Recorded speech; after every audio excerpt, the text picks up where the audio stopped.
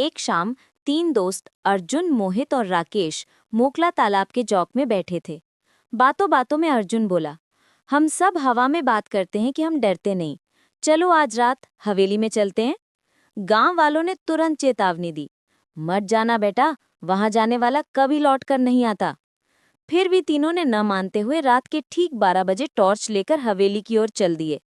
जैसे ही वे पहुंचे, हवेली का पुराना लकड़ी का दरवाजा बिना हवा के ही अपने आप चर की आवाज करते हुए खुल गया। अंदर घोर अंधेरा था, लेकिन हवा नहीं, मानो कोई अदृश्य चीज सांस ले रही हो।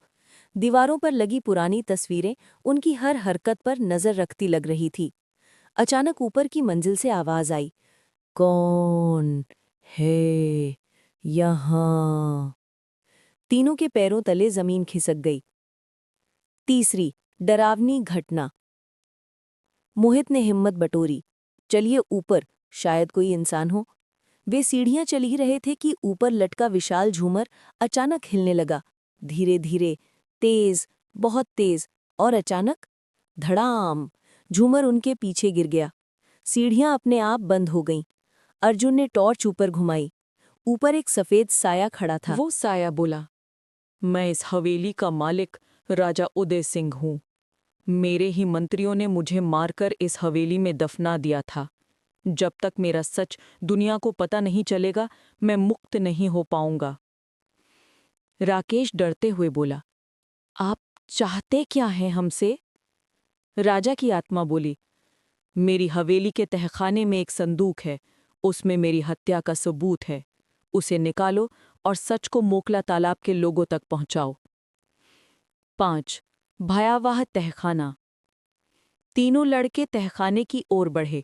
जैसे ही वे नीचे पहुंचे, अचानक कई साए दिखाई देने लगे। बच्चे, बूढ़े, औरतें, सभी एक ही आवाज में, हमें आजाद करो, हमें आजाद करो।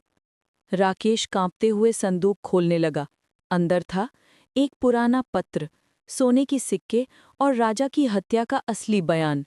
जैसे ही उन्होंने पत्र उठाया, हवेली जोर जोर से कांपने लगी। ढूंढ ढूंढ ढूंढ। 6.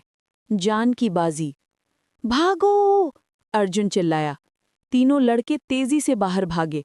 हवेली के दरवाजे अपने आप बंद होने लगे। वे पूरी ताकत से दौड़ते हुए आखिरी सेकंड में बाहर निकल ही गए। बाहर आते ही पूरी हवेली सफेद धुएं में बदलने लगी और आकाश से आवाज आई, धन्यवाद, अब मैं मुक्त हूं। 7. मोकला तालाब में सच उजागर। अगले दिन उन्होंने सरपंच और गांव वालों को पत्र दिखाया। गांव को पता चला कि राजा उदय सिंह के साथ धोखा हुआ था और उसकी आत्मा न्याय चाहती थी। गांव वालों ने हवेली की जगह एक स्मृति चिन्ह बनाया। उस रात के बाद मोकला तालाब में कभी कोई डरावनी आवाज नहीं आई।